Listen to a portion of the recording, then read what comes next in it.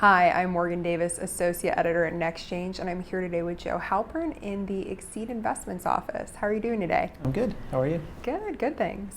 So I know we've talked a bit before about ambiguity, and it seems like a really interesting subject to talk about in today's markets. Can you let me know a little bit about what we're talking about when we say ambiguity? Sure. So, generally people look at the markets and they do a risk-return analysis. How much risk am I taking on for what amount of return? And it's actually in all the asset pricing models, right? You have return equals a function of risk. We have an advisor, Professor Brenner, who we work with, who's doing a lot of research on ambiguity, and I'll also call it uncertainty, which is really another variable in it. So perhaps what CAPM should be, or what an asset pricing model should be, is return equals risk plus ambiguity. And a perfect example actually just happened in the market recently with Greece, right? Mm-hmm. Greece was going through the market and, okay, what's going to happen with them? Everybody knows they've been in trouble since, call it really the financial crisis. They're in the EU, so they have limited ability to use currency and other vehicles that have recently, or levers that have recently been able, others have been able to use to get out of it. And there's this whole big event going into a deadline of, okay, are they going to be bailed out or not? Very ambiguous. What's going to happen? What are the risk levels, right? What are the odds that something happens? And that's what ambiguity is, understanding, what are the probabilities that some event occurs? So how do I assess risk? Is our conversation about ambiguity now different than it was, say, 10 years ago? Is there a reason why we're seeing this come up? Sure, I think it's really cutting edge, and ultimately, it's a conversation that's happened, call it over the last 100 years within economics, really under the guise of risk and uncertainty. But uncertainty, or ambiguity as we now call it, has really fallen off. So everybody's really speaking about risk or factor-based investing or all these other elements, and people don't really speak about ambiguity as a measure in the market. Ultimately, people, if you look at behavioral finance, if you look at that whole area, people have, aversions to ambiguity, and people take ambiguity into consideration. But there's not the measure of ambiguity like there is in risk, where you have volatility, for instance, where people say, oh, volatility exploded. Everybody watches VIX. VIX exploded. Volatility is very high. Risk is very high, mm-hmm. right? People don't speak, to ambiguity quite as much. And it'll be interesting to see, what Professor Brenner and some of the other academics are able to do to really bring that to the forefront, of the conversation.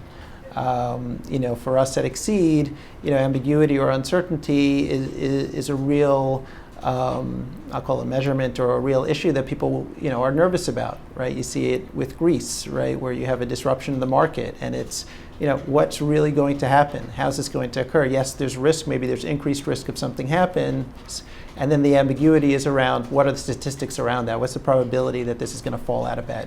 Right. Does that correlate then with VIX or with volatility? Yeah, so interestingly enough, it doesn't. It's a great question, and it doesn't. And Professor Brenner has done some work, and we've done a webinar on it where you're able to see it. And ultimately, there's points where there's a lot of volatility in the market, but there's not that much ambiguity.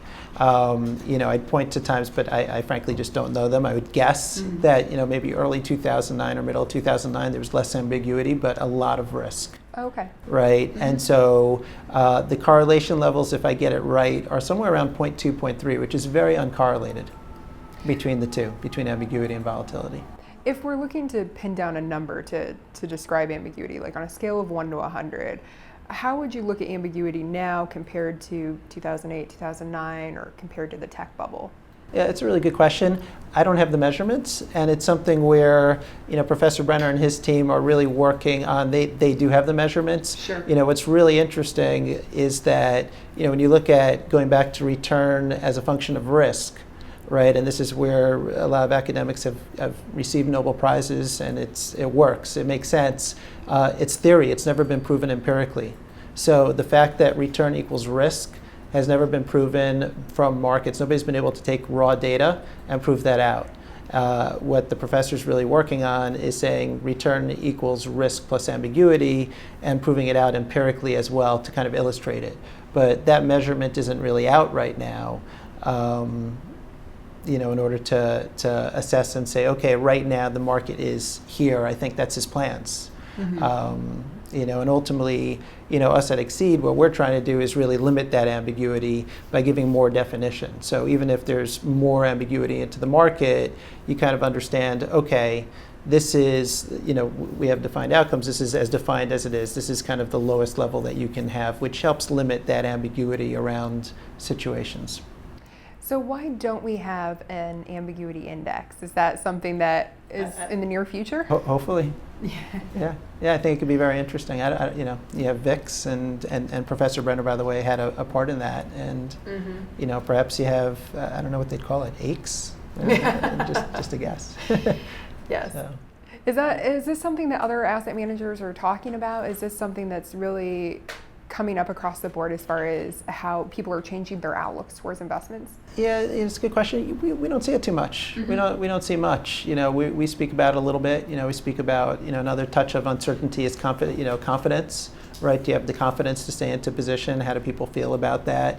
And ultimately that's a piece of ambiguity, but people aren't. You're not seeing it in the literature yet. You're not seeing it spoken about. So it'll be interesting to see what happens over the next few years on that topic. Yeah, it sounds very interesting. Well, thank you so much for being here with us today. Thank you.